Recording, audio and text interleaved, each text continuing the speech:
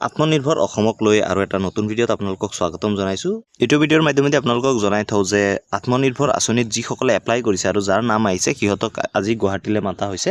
আজি মুখ্যমন্ত্ৰী হিমন্ত বিশ্ব শৰ্মা ডাঙৰীয়াই সিহঁতক অফিচিয়েলি যি ফাণ্ড আছে সেইটো ট্ৰান্সফাৰ কৰিব আৰু ফাৰ্ষ্ট কিস্তিত সিহঁতে ট্ৰান্সফাৰ কৰিব 75,000 এণ্ড দেন 3 দিনীয়া এটা ট্ৰেইনিং হ'ব। তো ট্ৰেইনিংটো আপোনালোকে মেছেজৰ জৰিয়তে পাই যাব আৰু সেই ট্ৰেইনিং দিয়াৰ পিছতহে আপোনালোকে যি বাকী 25,000 সেই টকাটো পাব আৰু বাকী 1 লাখ টকা পিছৰ পৰ্যায়ত দিয়া হ'ব।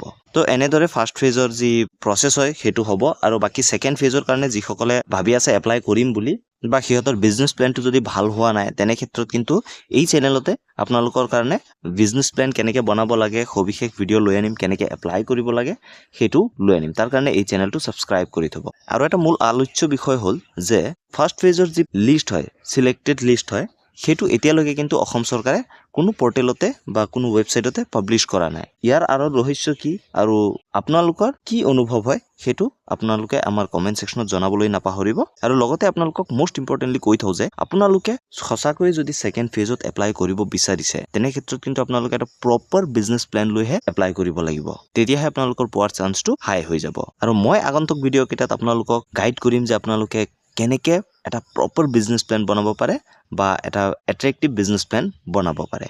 আপোনালোকৰ যি ফিল্ডৰে হওক আপোনালোকে বিজনেছ প্লেন বনাব পাৰিব। আৰু ছেকেণ্ড ফেজৰ এপ্লাই কেতিয়া ষ্টাৰ্ট হ'ব বা কি ক্ৰাইটেৰিয়া বা কি ফিল্ডত দিব সেইকেইটাও আপডেট আপোনালোকক দি থাকিম এই চেনেলৰ মাধ্যমেদি। তাৰ কাৰণে আমাৰ চেনেলৰ লগত জড়িত থাকিব। ধন্যবাদ। জয় আই অসম।